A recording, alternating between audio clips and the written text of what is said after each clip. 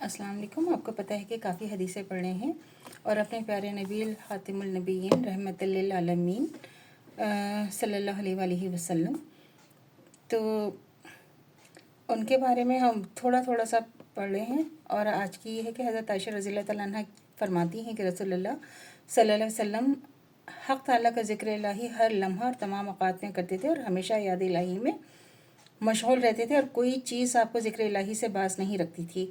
اور آپ کی ہر بات یہ یاد حق، حمد و ثنا، توحید و تمہید، تسبیح و تقدیس، تکبیر و تحلیل میں ہوتی تھی. اسماء و صفات الہی، وعد و وعید، امروہی، احکام شرع کی تعلیم، ذکر جنت و نار، ترغیب و تربیت کا بیان، یہ سب ذکر حق تھا.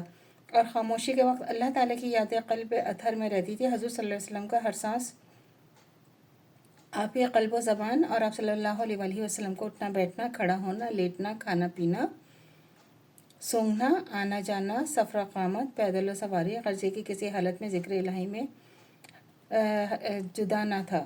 جب بھی جو بھی صورت یاد کرنے کی ہوتی، خواہ دل میں یا زبان سے، ہر فعل میں یا شان میں ذکر الہی ہوتا. دن اور رات کے اعمال و اشغال، وقت تہجد سے سونے کے وقت تک مختلف اوقات میں لامحدود عرض و اطوار میں حضور صلی اللہ علیہ وسلم کی دعائیں وغیرہ پڑھا کرتے تھے. یہی اویا معصورہ تمام مقاصد و مطالب حاجات کو شامل و حاوی ہیں. ہر خاص مطلب کے لیے بھی جداگانہ دعا بیان فرمانے سے نہیں چھوڑی جاتی. مدارج نبوہ یہ ہے اس کی حدیث. اس سے کیا ظاہر ہوتا ہے کہ ہمارے نبی کا ان کی جو زبان تھی نا، وہ ذکر الہی سے ہر وقت رہتی تھی، چاہے جو بھی موقع ہو یا جو بھی چیز ہو. اور امام قسطالی رحمۃ اللہ علیہ یا مواہب میں کہتے ہیں کہ نبی علیہ السلام اور آپ کے ساتھیوں کے بارے میں ایک طرف تو روایات میں یہ آتا ہے کہ آپ حضرات کئی وقت بھی بھوکے رہتے تھے اور کھانے کے لیے آپ کے ساتھیوں کے پاس کچھ نہیں ہوتا تھا، اور کبھی تو کھجوریں کھا کر گزارا کر لینا، اور کبھی یہ بھی میسر نہیں ہوتی تو صرف پانی ہی پی لیا.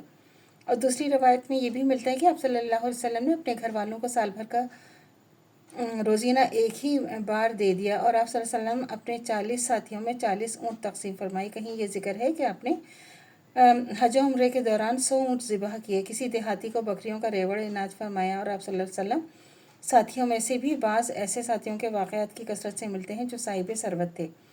حضرت ابوبکر صدیق رضی اللہ تعالیٰ عنہ، عثمان غنی، عبد الرحمن بن عوف رضی اللہ تعالیٰ عنہ وغیرہ، جنہوں نے بہت سے مواقع پر اپنے مال و دولت سے مسلمانوں کی مدد کی، تو اگر یہ فراغی اور وسعت تھی تو پھر کئی روز بھوکا رہنے، مہینہ بھر گھر میں چولہا نہ جلنے کے کیا معنی. اور اگر تنگی و دستی تھی تو کھانے پینے کے لیے کچھ بھی میسر نہ آتا، تو پھر یہ داد و دہش کیسے تھی. یہ ایک ایسی حقیقت ہے جو ایک آدمی کے ذہن میں الجھن پیدا کر دیتی ہے. تو یہ جو ہے نا، ہمارے لیے تو بہت ہی سوچنے کی بات ہے کہ کس طرح ہمارے نبی نے اپنی زندگی گزاری اور ہم کیا کر رہے ہیں، اور ہمارا کون سا طریقہ ہے، اور ہمارے کیا ہم لوگوں کی جو حالت ہے اس وقت. اللہ تعالیٰ ہمیں معاف فرما دیں. فلسطین میں جو ہو رہا ہے، اور ہمارے مسلمان، کیونکہ ہم لوگ غفلت میں پڑے ہیں. ہم اب جو ہے نا، جو زندگی گزارے ہیں، ہم لوگ غفلت میں پڑے ہوئے ہیں. ہم نے اپنی مادی چیزوں کو جو ہے اپنا دل و جان سے لگا لیا ہے، اور اللہ کو ہم بالکل بھولے ہوئے کہ ہم نے مرنا بھی ہے، اللہ کو کیا جواب دینا ہے، اس سے ہم بالکل ہی غائب ہوئے ہوئے. اللہ سے دعا کرنی چاہیے جو ہمارا ایمان ہے مرتے دم تک قائم و دائم رہے. خاتمہ بالخیر ایمان پر ہو. اجازت دیجیے. اللہ حافظ. میرے چینل کو لائک کیجیے، شیئر کیجیے، سبسکرائب کیجیے. شکریہ.